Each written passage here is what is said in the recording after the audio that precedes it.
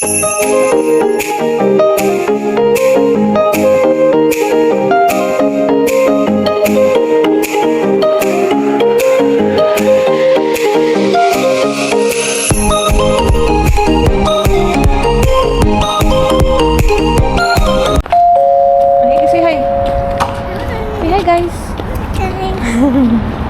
go! Sorry guys, happy Saturday.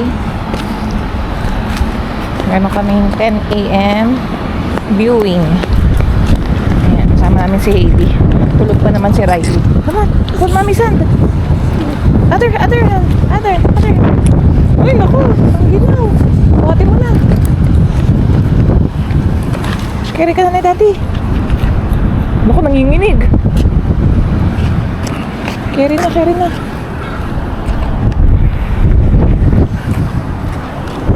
A few moments later.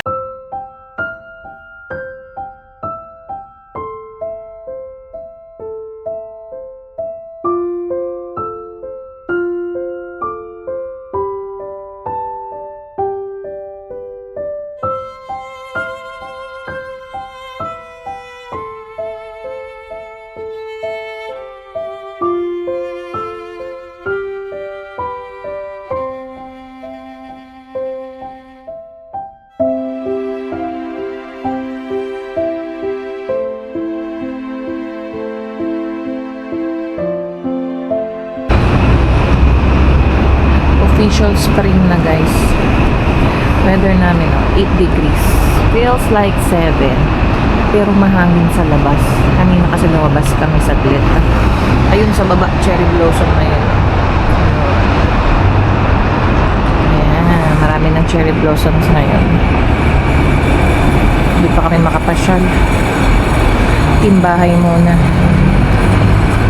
Mag-grocery na si Harold.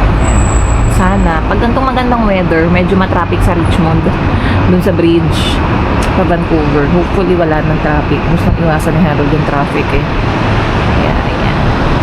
Pakita kami ng weather sa inyo dito sa Vancouver.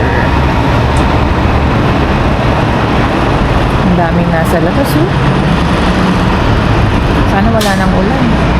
Tuloy-tuloy na to, spring. Tapos after nyan, summer na natin. June, July, August. Ayan. Hello guys. Ayan. Time check. 6:34 p.m.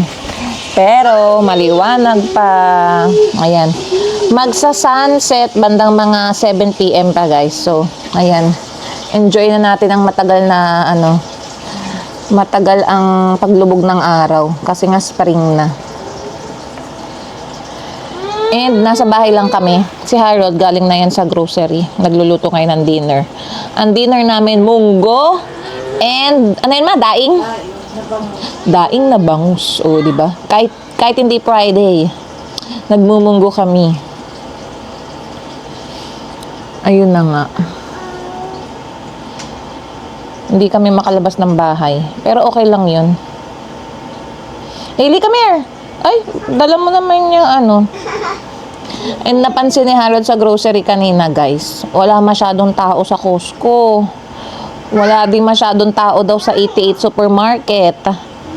Pero sa Walmart, madaming mga nakapark.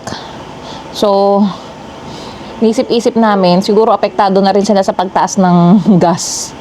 Hindi na masyadong lumalabas ang mga tao. Not unless wala sila sa grocery. Kasi magandang araw, gumagala sila. Till now guys, ang gas dito, nasa 2 point something. Ayan, di pa rin nababa.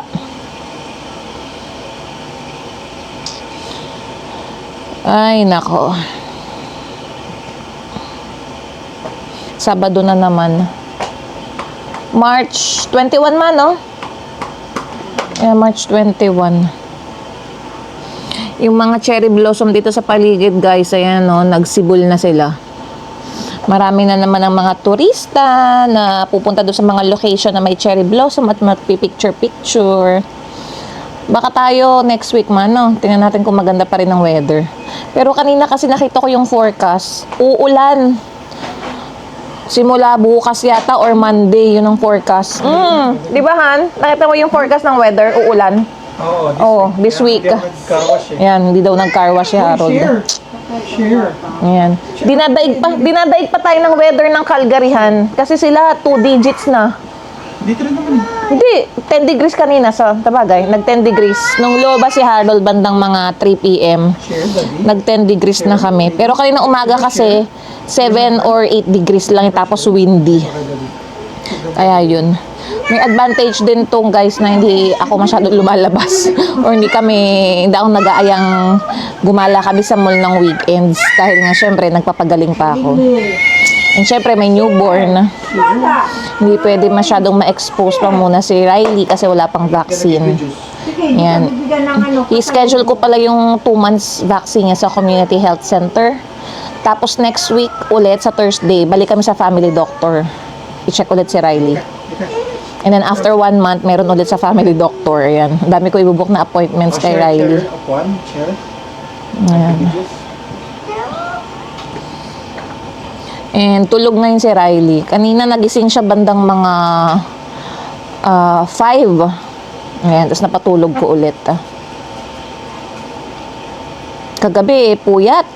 Puyat na naman.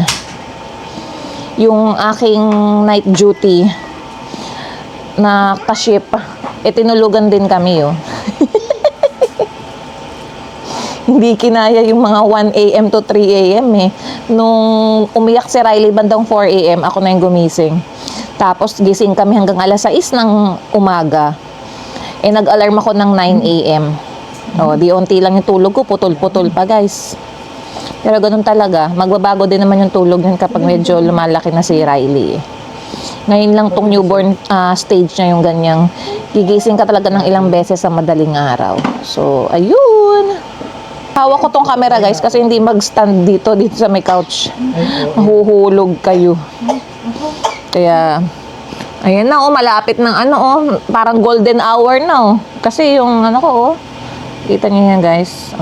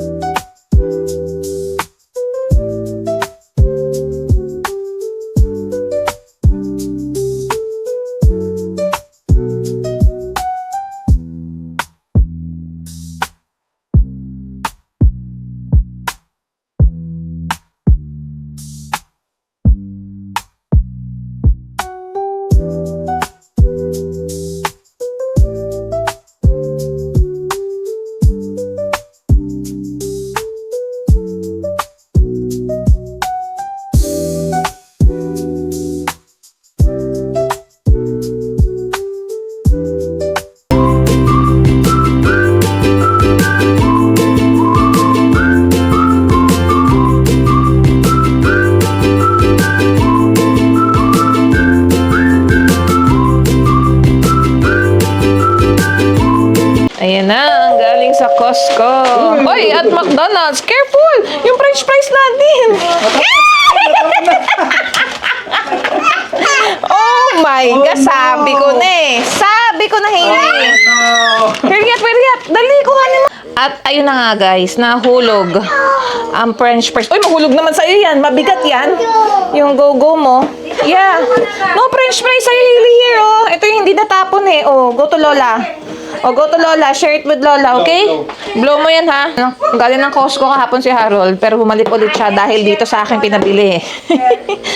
Yung naalala niyo yung biscuit sa ospital na gusto ko, ito yun, meron sa Costco. Crispy arrowroot biscuit. So, nagpabili ako. Tapos nadagdagan lang ng chichirya, pang midnight snack, and then yung mga kulang, yeah, marami pa man. Then yung mga kulang lang namin kahapon na hindi ko nailista. Kape, yung go-go ni Hailey. Nagdala na naman na 100. Oh, nadagdagan na ng 100 yung kanyang resibo. 100 na naman. Ay, nako, Costco. Magkano? Ang gas-gas, 101. Tapos yung sabon kay mama. Naka-sale pa, hindi? Hindi. Okay, regular price to Caprina. Gusto niya yan eh. Goat's, ano? Try daw. Goat's milk na sabon. Try, Ayan. check. Ito lang talaga eh. Check, baby. Tapos ito pa lang binili ni Harold. Ah, Wayfarer. May nagpabili. May nagpasabay. Naka-sale daw sa Costco to. Yung Ray-Ban. Tingnan natin. Ayan na, gising na si Riley oh. Sakto, naka-less $100. So, magkano lahat to? Ah, ganun din. Pumatak siya ng 447. Okay. Haba ng resibo, isang item lang. Ayun na si Riley.